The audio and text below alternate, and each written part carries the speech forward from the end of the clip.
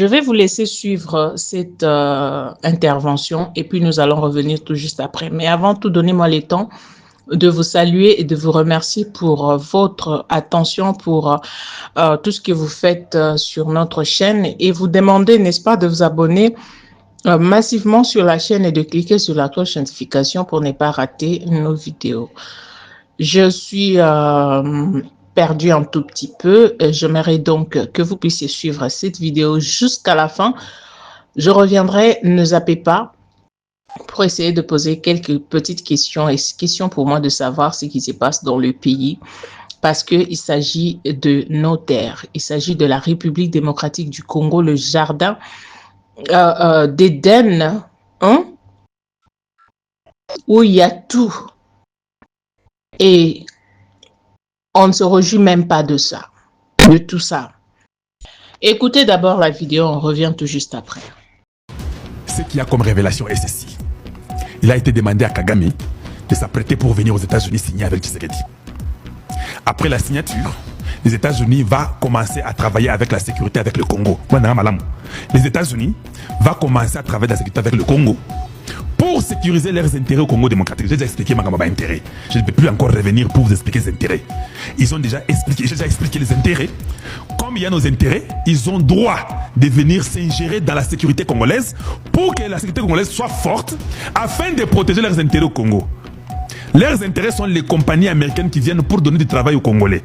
On nous a menti. Tu sais qu'il a vendu les pays. On n'a pas encore même signé l'accord des minéraux. On n'a pas encore signé. Il a déjà vendu les pays.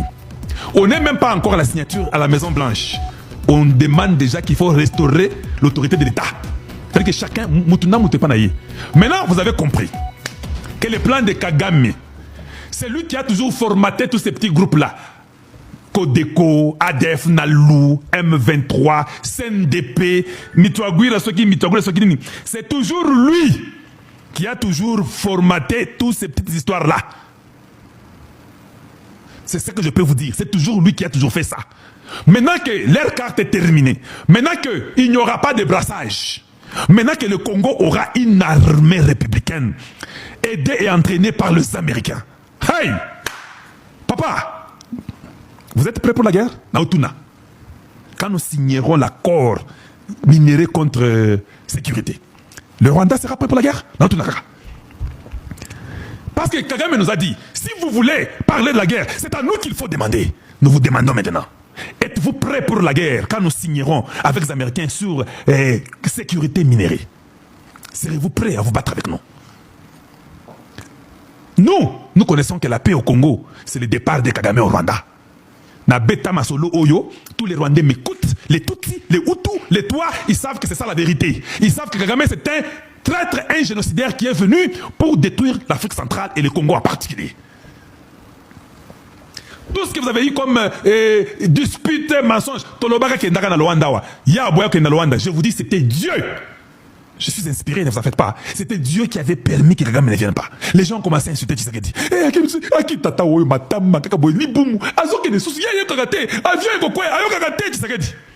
Il fallait qu'il parte. Lui-même ne comprenait pas pourquoi il est parti. C'était la grâce de l'Éternel.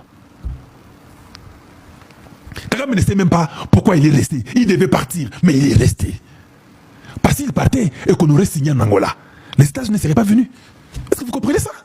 L'Angola, on allait les tourner en bourrique. Qu'est-ce que l'Angola devait faire pour bloquer l'Ouganda et le Rwanda? Ne vous en faites pas. Boulos a dit, il faudra aussi la paix pour la cité l'Ouganda. Il sait que la sécurité qu'on donnera au Congo, pour leur survie, pour leur vie, aucun pays ne va les toucher. Même Sassou sait. J'ai causé avec quelques Camerounais. Les Camerounais m'ont dit, hein, chez eux là, hey, on va parler ça demain. Pour que je puisse un peu ah oui, parce que moi je suis comme ça, je connais les Camerounais, ils m'ont un peu parlé là-bas. Tous ces journalistes camerounais, des maboules, des poules mouillées, ils ne peuvent même pas parler pour le Cameroun. Ils ont le courage de venir parler au Congo. Une première dame qui a plus de 110 parcelles déjà à la tête, en train de marcher avec. Vous avez déjà vu comment les présidents camerounais marchent? Vous l'avez vu en Chine, c'est une idée, non?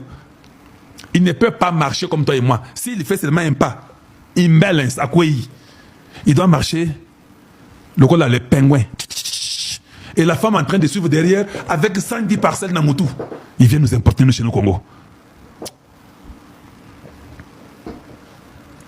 Les gens doivent comprendre que le Congo n'est plus ce pays-là que les gens importunent. Kagame a compris dans ses calculs qu'ils ont échoué, qui c'est qu'il les a eus. Sécurité, c'est que des hommes matamikolo et niveau kosakanate. Dialogue quand vous voyez les dialogues, tous ces opposants à Lukuta, ils le font parce qu'ils n'ont pas de choix. Ils sont en train de prier matin, midi, soir que Tshisekedi puisse seulement accepter. Oh, Martin Fayulu sera Premier ministre. Ah, on verra. C'est pas moi qui nomme, hein. C'est Tshisekedi qui est le président. Nous devons tous suivre le président. Pas celui qui a les derniers mots à dire. Maintenant, s'il dit qu'on doit changer la constitution, vous êtes tous couilles, non? Il n'y aura jamais un étranger qui sera candidat président de la République. Tu dois être marié à une Congolaise des pères et des mères, toi aussi des pères et des mères. C'est une constitution. Nous allons tenir à ça. Paul Boavida, merci beaucoup, c'est très gentil. Et c'est ça le problème. Ça c'est fini de l'histoire là du Congo, de voir les étrangers, les Katumbi venir au Congo. Ici, terminé. Les Katumbi ont échoué, ils ont perdu de l'argent, c'est l'argent au fait du Congo. Dieu a refusé. Dieu a refusé. Mais l'histoire retiendra que le peuple congolais a souffert et que le monde les a oubliés. L'histoire retiendra, sans le secours d'aucune main, un président américain que les uns ont appelé fou, les autres ont appelé, je ne sais pas, idiot et quoi. Cet homme a dit, fini. Minimum 7 millions de morts pendant 3 décennies, on arrête. L'histoire retiendra qu'il y a eu des présidents africains qui étaient tous des poules mouillées. Nous autres, on a mis une question. Où sont partis tous les présidents africains, les anciens présidents africains, qui voulaient faire un dialogue pour le Congo? L'histoire retiendra que Tshisekedi a gardé son non pour non, son oui pour nous pour oui, jusqu'à ce que le Rwanda a signé pour reconnaître l'État Congo démocratique. L'histoire retiendra que les politiciens congolais ont insulté, ils ont tout dit, jusqu'à ce que Kagame a signé. Et le monde entier était témoin. L'histoire retiendra qu'on a eu des journaleux, les attachés des presse, les gens qui ne faisaient que mentir le peuple congolais matin, midi, soir. Ils venaient avec des analyses bidons, des hypocrites, des journaleux de la très mauvaise qualité, qui ont toujours été du côté du diable, qui n'ont jamais été là pour le Congo, qui soutenaient les individus au lieu de soutenir la République démocratique du Congo. L'histoire retiendra que le monde entier a bougé quand on a dit que le Congo signera un accord pour la sécurité avec les minéraux américains. Même les Français, baningana. Le monde mobimba baningana. Nanga kotukalo joa mulumba na ningana pe. Malgré que c'est moi qui l'avais annoncé. Ne vous en faites pas. Parce que Jean-Baptiste a dit, allez-y demander. Est-ce que c'est lui ou c'est quelqu'un d'autre qui va venir? Or, c'était Jean-Baptiste qui avait dit que voici l'agneau de Dieu qui enlève les péchés du monde. Suivez-le. Mais le même dit, va demander. Même moi qui avais annoncé pour dire, il y aura un deal. Quand le deal est arrivé, que les États-Unis l'a dit, na ningana pe. Est-ce que Zande Yango na betaka masolo ou bien aux amosus? L'histoire retiendra que tous les ennemis de la République étaient fatigués. Tout le monde savait que Tshisekedi est Sili. Alors, l'histoire retiendra que Kamere avait fermé sa gueule et qu'il n'a pas pu parler et que Bahati a demandé de se faire soigner la poto qu'il était malade. L'histoire retiendra qu'un ancien agent double qui était président du Congo pendant 18 ans, mais un Rwandais d'origine, qui dit que la cause des ennemis de la République du Congo, démocratique du Congo était vraie. L'histoire retiendra qu'on a vu qu'un ancien président n'avait pas de choix que de se dévoiler pour rejoindre son pays natal, son pays d'origine. L'histoire retiendra que Thabo Mbeki a dit non, le Congo n'aime pas Tshisekedi, il n'a que quelques baloubas de sa tribu, tous les autres swahiliphones. Donc Thabo Mbeki a pris le mot swahiliphone au travers de Moïse Katumbi, au travers de Hippolyte Kanambe, au travers de Kagame. L'histoire retiendra que les Ougandais étaient des hypocrites. Mais comme on ne veut pas ouvrir beaucoup de fronts à la fois, on a essayé de manager, sachant qu'ils n'étaient pas avec nous, sachant qu'ils étaient aussi exactement comme le Rwanda. L'histoire retiendra que tout le monde croyait et savait, sauf moi, que Tshisekedi allait échouer devant Kagame. L'histoire retiendra que Tshisekedi n'avait jamais échoué aucune guerre en face de lui, que ce soit avec l'opposition que vous appelez ensemble, que ce soit avec les PPRD Cash, que ce soit avec Hippolyte Kanambe, que ce soit avec Moïse Katumbi, que ce soit avec Fayulu. Tshisekedi n'avait jamais raté la guerre ou perdu la guerre. L'histoire retiendra que le monde entier a vu Kagame en train de mentir qu'à Koufi. Toya Tolobaka Koufité. Azawana. L'histoire retiendra que les pays africains ont dit le Congo est vendu. Tshisekedi a vendu le Congo. Mais l'histoire retiendra aussi que 5 pays africains, dans moins d'1 mois, ils ont couru vers la Maison Blanche pour aussi vendre leur pays. L'histoire retiendra que la Mauritanie, le Libéria, la Guinée-Bissau, le Gabon et le Sénégal, ils ont accepté de vendre sur la place publique leur pays et le monde s'est tu. Mais quand il s'agissait du Congo, tout le monde a dit non,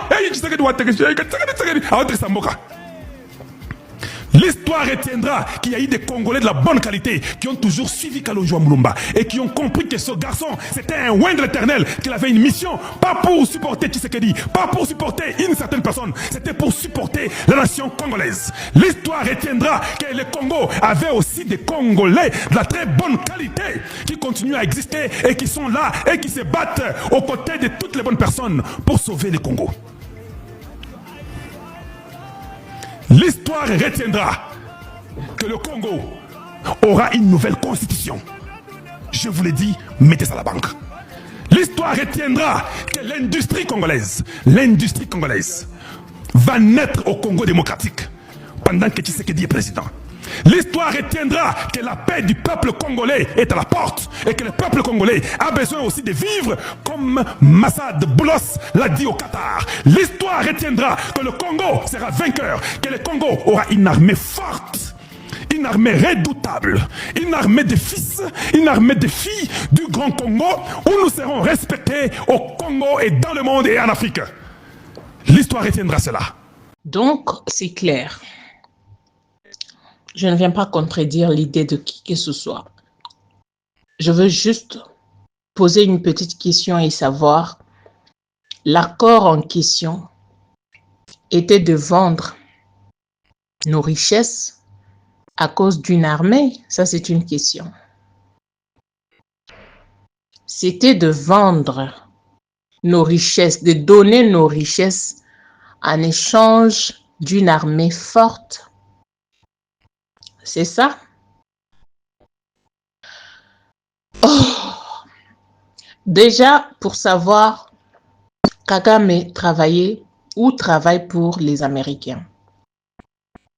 On ne peut pas se voiler la face. Kagame n'a aucun pouvoir de faire face à la RDC. Kagame n'a aucune armée pour faire face à la RDC. Kagame de lui-même n'a pas des armes solides pour faire face à un si grand pays comme la République démocratique du Congo. Tout ce qui se passe avec le Rwanda, nous savons qu'il y a des gens derrière le Rwanda. Et ces gens-là, les États-Unis n'est pas innocent, pas du tout. Alors, je suis étonnée. Je suis étonnée de voir que les gens qui viennent signer avec nous ont beaucoup plus d'avantages que nous, propriétaires. Cette affaire est tellement compliquée, est tellement floue, est tellement louche, à tel point que je n'arrive pas, franchement, c'est vrai qu'on n'est pas politicien, mais il s'agit de notre pays, il s'agit de la terre. Donc, c'est vraiment décevant, ça déçoit. On ne sait pas où cet accord va nous amener. Parce que déjà signé, quelque chose qui a été signé, je ne sais pas comment vous allez revenir en arrière. Et les Blancs, quand ils se mettent dans quelque chose, ils s'y mettent. Ils ne finissent pas par là, juste comme ça. Vous n'allez pas venir les jours demain ou après-demain pour leur dire, écoutez, les histoires qu'on avait signées là, moi je vois que ça ne marchera plus. Vous savez déjà que la RDC, c'est comme un gâteau, tout le monde a besoin d'en avoir. Hey, que Dieu nous fasse grâce, hein. Franchement, je veux tellement parler, mais laisse-moi m'arrêter par ici. Dites-nous dans les commentaires ce que vous pensez de ces fameux, n'est-ce pas, accords. Merci beaucoup d'avoir été là. Que Dieu vous bénisse. À la prochaine.